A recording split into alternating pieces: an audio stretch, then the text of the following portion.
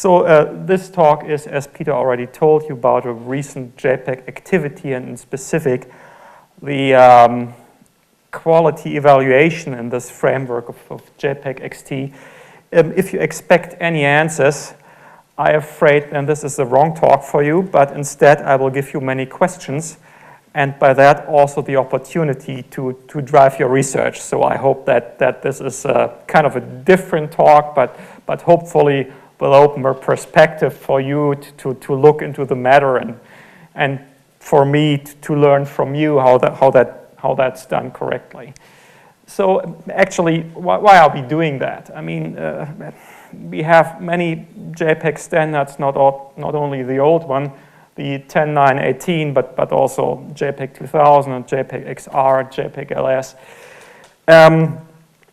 And many of the use cases JPEG XT will or may have are already addressed by these standards. So you may wonder why just another standard. I mean, I like standards. There are so many to pick from, and JPEG standards, MPEG standards in particular as well. And the reason is that if you look at consumer products, then all you see is the old JPEG. I mean, JPEG 2000 in cameras, there was probably one or two, but then that died away. And JPEG XR, I haven't seen at all in those consumer products. JPEG 2000 has found applications in the professional market, of course. I mean, digital cinema, medical imaging are the two markets where it's really big. Image archives is another market of them, but in the consumer products, it's not there. And I believe, at least that's my personal belief, that the reason for that is that these newer standards broke the actual tool chain you have. So you have a camera that generates JPEG, you have Photoshop that reads JPEG, that allows to manipulate the images. Then you have your web service that can read JPEG, your web browser that's able to decode JPEG. So you have not just a format, but a whole tool chain. And by introducing another standard like JPEG 2000, the entire tool chain is no longer available, and that's probably one of the reasons why that became never adapted by the mass market. And JPEG XT tries to address this. Well, it's not a technical deficiency, but a compatibility issue. I mean, you know old JPEG most likely, and you usually associate to that it's lossless, and that it's only lossy, had 8 bits per color component. That's not entirely true. There are a couple of exotic modes JPEG can do, but those have never been really accepted either. So, I mean, let's see whether we can extend the old JPEG in a way that all the old tools remain working. But on the other hand, we extend the range, the possibilities, the technical features of it such that it can address more interesting and more modern use cases. So which images could we consider possibly? Just looking at the technical specification. I mean, we could look at images that have more than 8 bits per sample. We could look at images that are even floating point. We could look at images that are not taken by a single shot by a camera, but by multiple shots, and then composed in some way to extend the dynamic range. But if you just classify JPEG along technical parameters like this, you actually get nowhere, because that doesn't allow you to define a testing protocol and to really define what quality is in these fields. Just quality of the 16-bit image. What is that?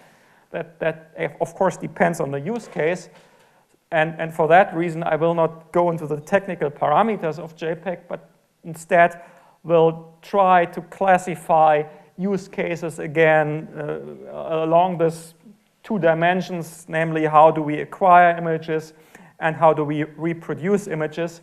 So that's currently a 2x2 matrix, and I'm pretty sure I'm still missing a lot of entries here, so the matrix is probably larger than that. But I'm asking you if something's missing, please tell me, and we'll check it out.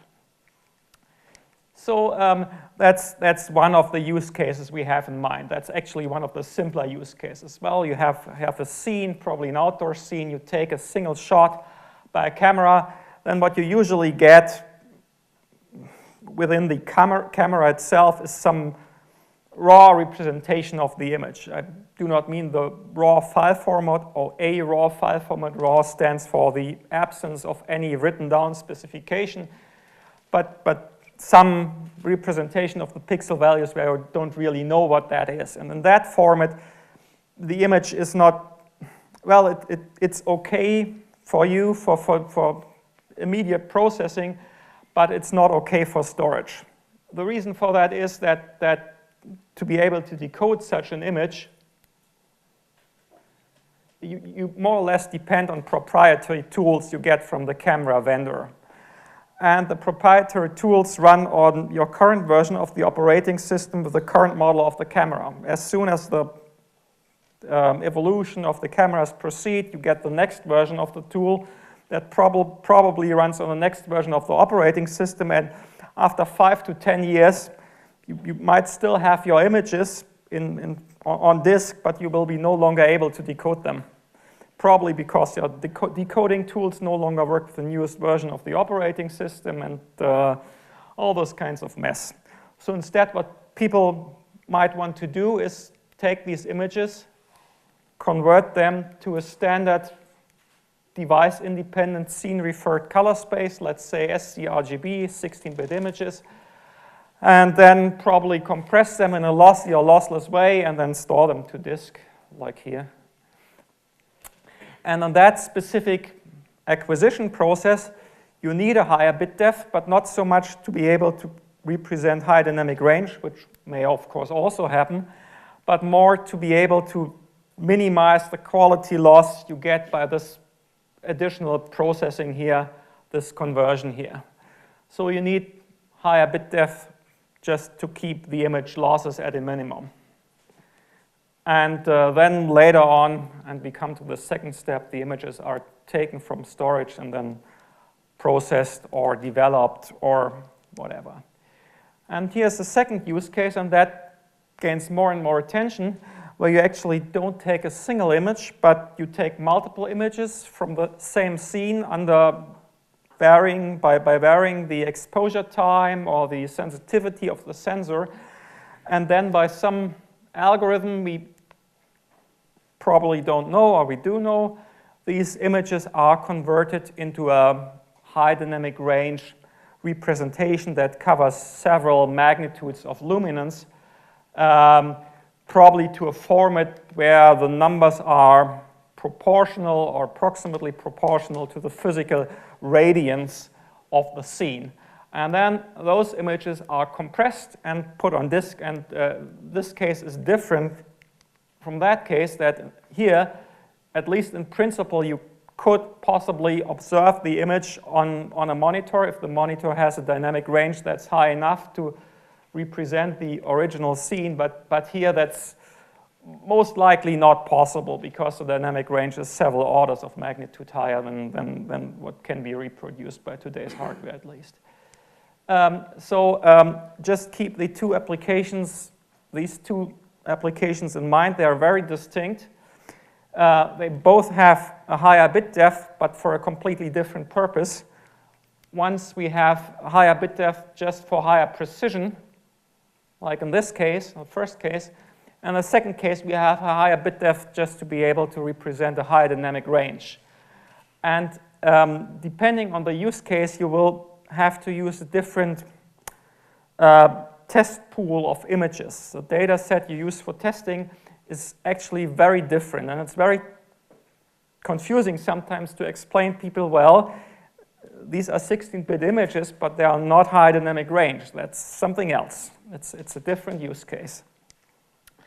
And then again, in reproduction, we have again this splitting of the two use cases here.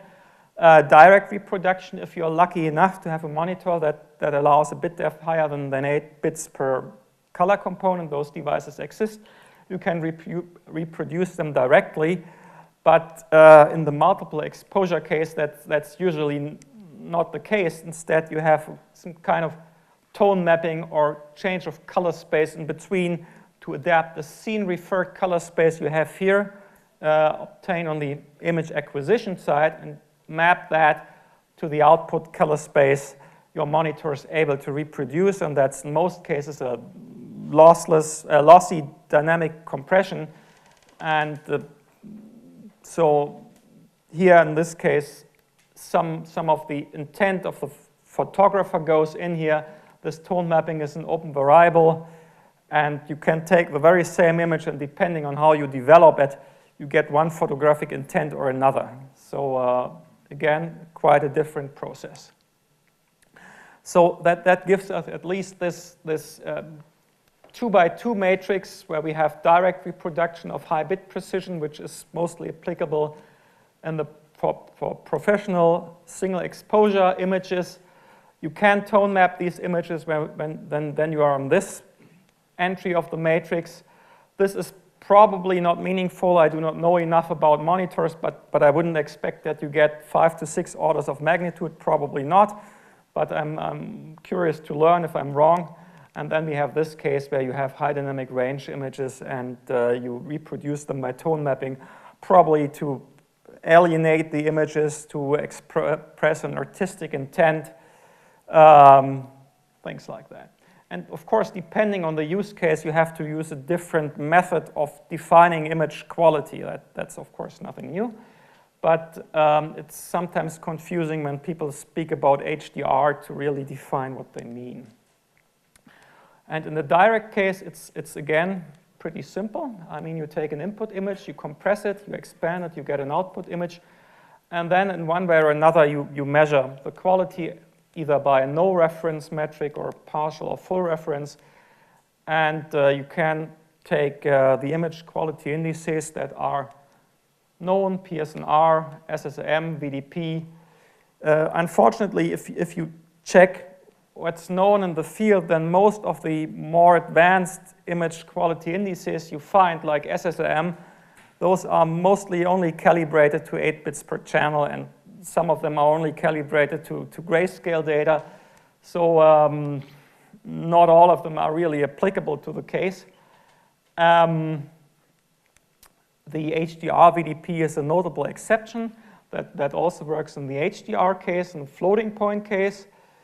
PSNR, of course, I mean, it's a simple mathematical formula. You could say, well, I mean, it works for 8 bits per pixel. It certainly works for 16 bits per pixel integer. Does it work for float? I mean, it's a formula. I can just plug in the values. Of course, you know that PSNR is bad, but in the floating point case, it's really, really bad. Here's an example. Oops. This is the original image. This is, well, actually not, but in a minute. This is the reconstructed image. The PSNR of this image relative to that image is 0.3 dB. If I read the PSNR of 0.3, then I would say, well, at least I should probably be able to see something, I would say. I mean, 0.3 dB means something disastrously went wrong there. But there isn't really. I mean, of course, I'm cheating here. You know, this is an LDR projector. This is a floating point image, so there's certainly some tone mapping going on. This is, of course, not the original size of the image, but I can assure you, take the images as I found them after quality testing, take an HDR viewer where you can adjust the tone mapping, so you can select, for example, a window of the luminance and adjust the window and so on. You don't see anything. So what's actually going wrong here? Well, there are some very bright pixels here in this area. The bright pixels pick up a small relative error, but because the luminance value is so huge, that turns out to be a very large absolute error. And if you then sum up the pixel errors with the PSNR, like you usually do, you get a very large absolute error. And then you get a result like this. So PSNR is working pretty bad for LDR. We know that. But for HDR, it's, I guess it's completely unusable. So that's one of the test results I got. And OK, doesn't work at all. So what is a first thing we should possibly do? I mean, if you drive an image compression algorithm, you usually want to make it optimal in a rate distortion sense. So rate, you know how to measure distortion, is defined by a quality index. And then, of course, you want to have this algorithm optimized in a mathematical way. Now, the nice thing about PSNR is, as bad as it may be, that you have mathematical results of how to do that. So, for example, we all know the 6 dB per bit rule. So if you improve the rate by 1 bit per pixel, you should get approximately an improvement in PSNR by 6 bit. Rules like that, rules of thumb that allows you to make a quick estimate of image quality to drive a rate allocation algorithm. Unfortunately, if you have a metric that's too complicated from a mathematical perspective, you cannot really do much. So the very first thing we should probably look at is at defining quality indices that are still simple enough to allow a mathematical in-depth analysis and to arrive at precise theoretical results to develop the field further. Then optimizing that to perception would probably be the next step by modifying the metric or by looking at secondary aspects. So I'm not saying I have an answer. I have a suggestion. So that's all I'm saying. So why, instead of looking at the absolute error as in the mean square error, we just look at the relative error. So we take the pixel difference and probably divide by the magnitude of the original and the reconstructed, and then sum this up. You might think that there's probably a factor of 2 missing. I left that out intentionally, because if you make a Taylor expansion of this logarithm here, you will see that this is approximately proportional to the error in the logarithmic domain. And the nice thing about that is that we then know how to optimize or how to design a rate control algorithm for this expression. Namely, well, drive the rate control algorithm in the logarithmic domain and just use the results we already have. So if we just take the pixel values and instead of storing the pixel values, we store the log of the pixel values, then in that sense here, in this mean relative error sense, that is the optimal solution. It's a zero-order approximation of perception. And of course, you know the log from perception, that's Weber's law. So that's probably something one might want to check out, whether that is a better approximation than mean square error. We will come later on to plots where I can hopefully convince you that this is probably not the final solution, but a better approximation than the first one. So this is the first way how to measure. Just measure directly in front of the compression and behind of the compression. But of course, that's not the whole story. I mean, that's a good way to define, well, maybe a reasonable way to define quality in the first use case, where you acquire the image directly and you can reproduce the image directly. So that should probably work. If there's a tone mapping operator included, then of course you should include that in your measurement framework. So instead of measuring the image here in the high dynamic range regime, we map it by a tone mapping operator to the LDR domain, get an output image, and then measure that. And if you have a full reference metric, of course, you have to do the very same with the input image as well. And of course, then the results are relative to a tone mapping you pick here. So you cannot say the image quality of this specific algorithm is so and so many dB and at so and so many bits per pixel, but you also need to specify, well, I used this specific tone mapping operator, and then you have to study how much does that depend on the actual tone mapper I picked. At this point, we do not yet know. There is one interesting catch here on this graphics. Probably somebody can see that. Do you see the problem here? I mean, the tone mapper is, of course, driven by the input image it gets. So here it gets the original image, that's fine, but here it gets the distorted image. So if you feed this tone mapper by the distorted image, this tone mapper might be different from that tone mapper. Whether that's something you want or not want, well, at least it's something to keep in your mind. So it's not so easy.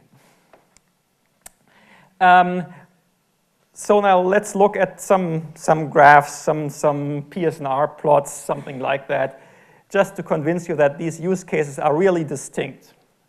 So here I took 16-bit integer images. They are recorded in sRGB color space.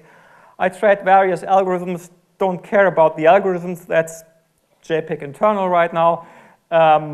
Just look at the curve. So this is a direct measurement. So I took the original image, the compression, and I measured in the 16-bit domain. No floating point here, so that problem currently goes away.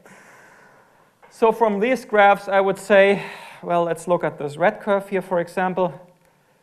That works fairly well for higher bit rates, but for lower bit rates, the image quality is pretty lousy. So why actually should we pick that? And now I measure behind tone mapping, and the tone mapper in this case is the global Reinhardt tone mapper, so that's something like the Ford Escort of tone mappers, so that's something you use if you have no other idea what to do. And now you see the situation is quite the reverse.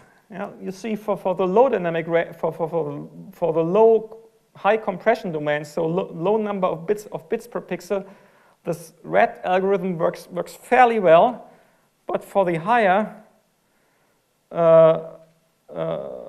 higher rates, it seems to break down. So what's that? I mean, it really depends on what you want, I would say.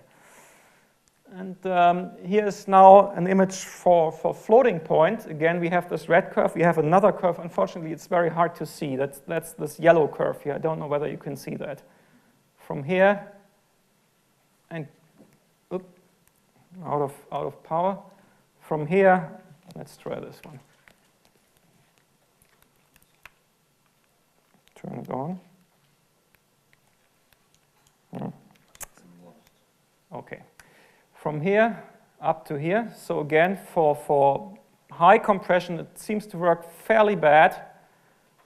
And for low compression, high bit rate, it seems to work quite well.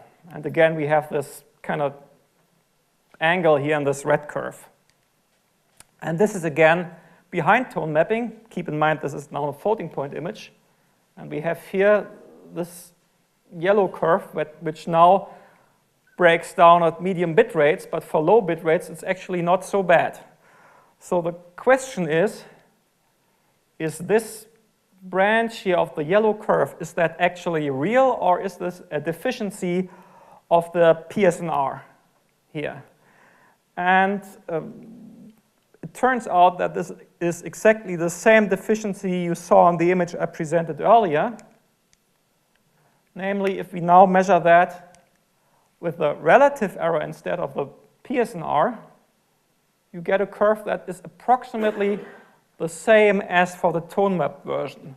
So probably that type of relative error could be used as some better indicator of image quality than PSNR. I'm not saying it's the final solution. It's something to look at. So, which open questions do we have? Actually, oops. It's not only the quality index back here.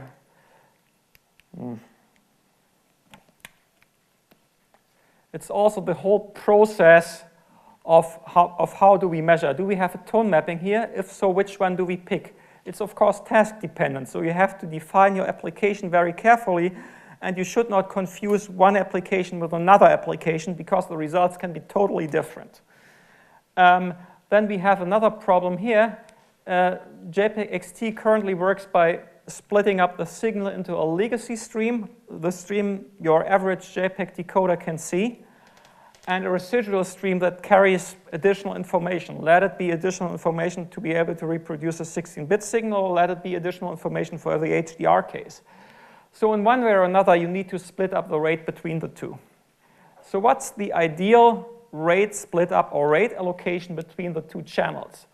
Unfortunately, it becomes even more complicated if this would be a simple addition. So if that would be a plus sign, then mathematics would carry out pretty simple. But unfortunately, at least some of the proposals we have and we look at have a nonlinear merging process at this point, which complicates the mathematical analysis quite a lot. And it's currently not yet carried out. So another research topic for you. If this is the quality index we can handle from a mathematical perspective, and this is the reconstruction process we can carry on from a mathematical perspective, then that problem is at least, well, addressable. As soon as this becomes complicated, well, we'll see. So that pretty much concludes the talk. What is important to keep in mind that the test protocols need to be defined along the desired use cases. That goes for both objective and subjective testing. And when comparing test results, you must be very careful of what you actually compare. Even if you can carry over LDR quality indices to the HDR domain just by applying the same mathematical formula, what you get out is most likely not very sensible. I mean, look at PSNR. The formula works, the result doesn't. So keep that in mind. What we should do is develop new quality indices. And I'm not talking about complicated things here. I mean, there is, of course, HDR VDP. I know that. We all know that. That's not a problem. But I need something that is simple for me as a mathematician. I'm a mathematician, so that's the reason. That's simple enough to allow some mathematical analysis of the situation. And then, as soon as the simple things are done, we can go to the more complicated things. But first things first. Such quality indices need not to be perfect. PSNR is certainly not perfect, but still, it drove a whole industry of a formalism that allows us to tell when a rate allocation and image compression or quantization is optimal. And I'm looking into things that would allow to do that in the HDR domain. So, thank you. So now I gave you many questions. Probably you have many questions to me as well. We can take the chance of, take the time for you asking me questions. Just want to mention that we have an online testing facility for JPEG technologies online, so you may want to try that. You can test image quality there.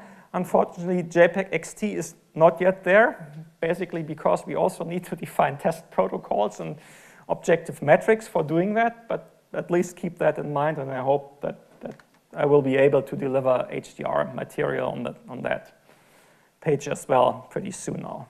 Thank you.